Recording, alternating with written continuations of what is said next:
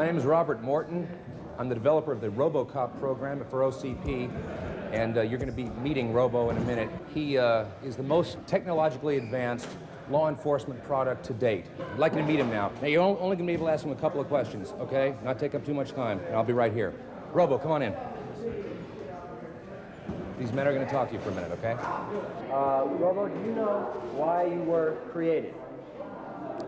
I stop crime. I see. Robo, I understand you have 3 prime directives. Can you tell me what they are? Serve the public trust. Uphold the law. Protect the innocent. Anything you'd like to add to this? I am the future of law enforcement. That says it all, doesn't it? Thank you, Robo. It was a good job. Thank you. What did I tell you? Be looking for him.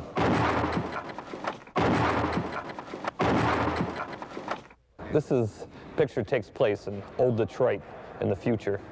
It's the story of a cop named Murphy who, in the course of his duties, gets killed.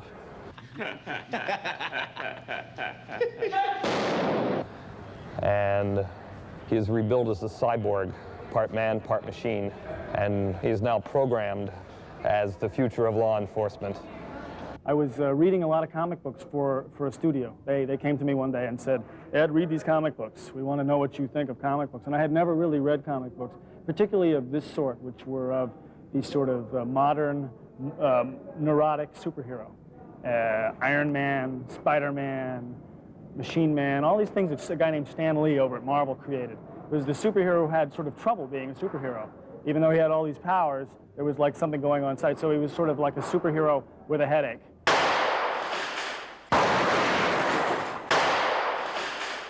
Robocop has been looking for me and my boys because we're the ones that shot him up at the beginning. And as the film has gone along, he's discovered who we are, so he's come looking for us. And he happens to find us here. And then is in the process of arresting me, and then, since I won't give up and go along peacefully, he starts throwing me through various windows of offices in the warehouse here while he's reading me my rights. Okay, next shot. Thank you very much. Thank you. Just a little bit blood, that's natural, I suppose, or is it just fake blood? Huh? That's what we're in the process of doing, and that's what all this business comes from. So when they take me to the police station later, you know, I look something like this. Okay, ready? Action! Bam, bam, bam, bam, bam. Go! Wah! Bam, bam, bam, bam, bam, bam, bam, bam, bam.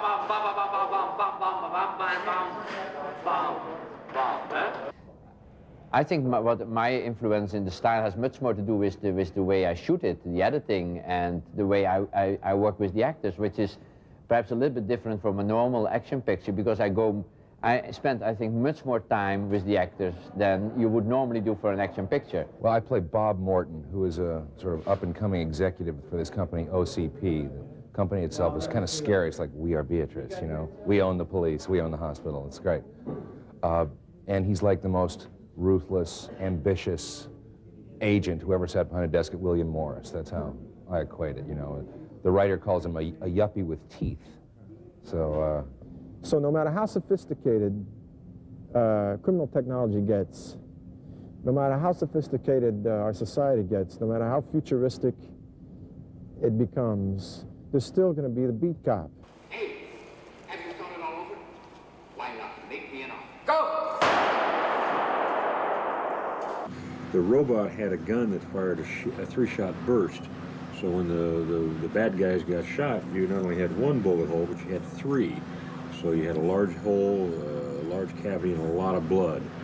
And these are extra large blood bags, but in a lot of the sequences, that's how much blood we'd use with 3 or 4 of the bullet hits to get the blood gushing and spurting off the chest cavity and the body cavities of a lot of the shots. Ready? Action!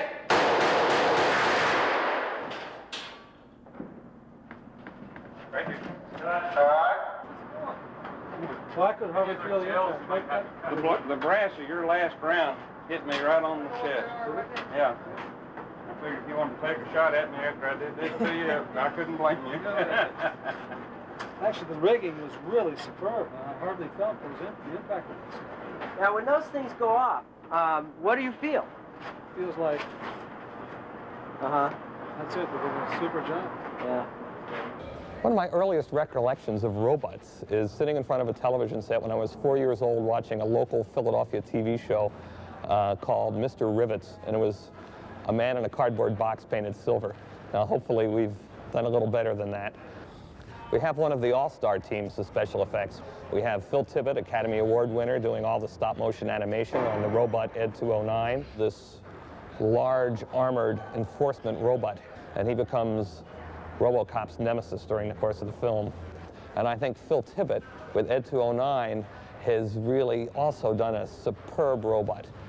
Stop-motion animation is a frame-by-frame process where we move the stop-motion model, the arms, the legs, the feet, the tail, the eyes, the back, very infinitesimal amounts, and then we take one frame of film and repeat that process again. Take one frame of film, repeat the process, take one frame of film. We have Pete Coran, who did all the roto effects in the Star Wars pictures. He's doing all our RoboVision shots, all the POVs of the robots. We have Rocco Joffrey, is probably the finest young matte artist in the United States, doing all our matte paintings. But I think Rob Bottin here has really designed and created one of the most interesting, most spectacular robots I've ever seen on film. Well, today we're shooting the scene where Murphy gets killed by the gang. First they blow off his hand, and then they blow off his arm, then they blow off his head. It's, Rob Bottin has created all these prosthetics, and they're quite startling. We were going to use Peter Weller to blow his head off, but we decided we may need some looping later on, so Rob Bottin has created a wonderful prosthetic, a puppet of Peter Weller, which looks exactly like him. Go! And it sits up and it looks around and it gets frightened and screams, and the whole back of the head blows off. Quite traumatic. Get out of here. The future of law enforcement, Robocop.